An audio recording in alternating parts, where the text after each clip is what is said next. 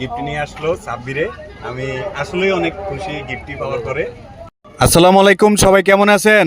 ইয়ো আজ আমরা কোনায়ও উয়ারুক রহমানিয়া উচ্চ বিদ্যালয়ের পূর্ব সাইডে বালুর মাঠে।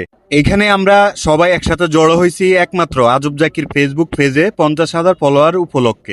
তো এখানে উপস্থিত আছেন দেলোয়ার হোসেন দেলু ভাই, ওরূপে বানু ভাই, আর উপস্থিত আছেন এলিয়ন টিমের সকল সদস্য এবং আজব জাকির ফেসবুক পেজের ভালোবাসার মানুষগুলো।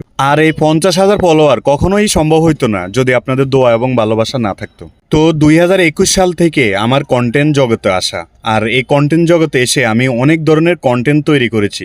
আর হয়তো ওই কন্টেন্টগুলো আপনারা পছন্দ করতেন না, নিজেকে অনেকবার গুছিয়ে নিয়েছি যে আর কন্টেন্ট তৈরি করব না। হঠাৎ করে একজন প্রবাসী ভাই আমাকে ওমান থেকে কল দিয়ে বলে যে ভাই আমাদের গ্রামটাকে একটু ভিডিও করে দেখান। তো যেহেতু প্রবাসী ভাই আমাকে কল দিয়ে এই কথা বলার পরে আমি অনেক দিন ভেবেচিন্তে আগে নিজ গ্রামের ভিডিও করা শুরু করেছি। আর ওই ভিডিওটি আপনারা অন্তত 4.5 লাখ মানুষ দেখেছেন।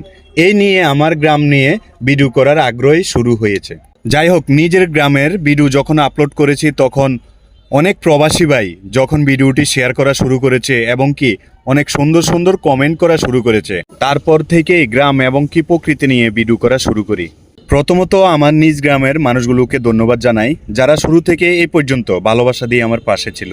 যাই হোক, আজব জাকির ফেসবুক পেজের সাথে জড়িত ছোট বড় সকল ভালোবাসার মানুষদের কাছে আমি চিরকৃতজ্ঞ থাকবো। আপনারা সবাই আমাকে এইভাবে ভালোবাসা দিয়ে পাশে থাকবেন।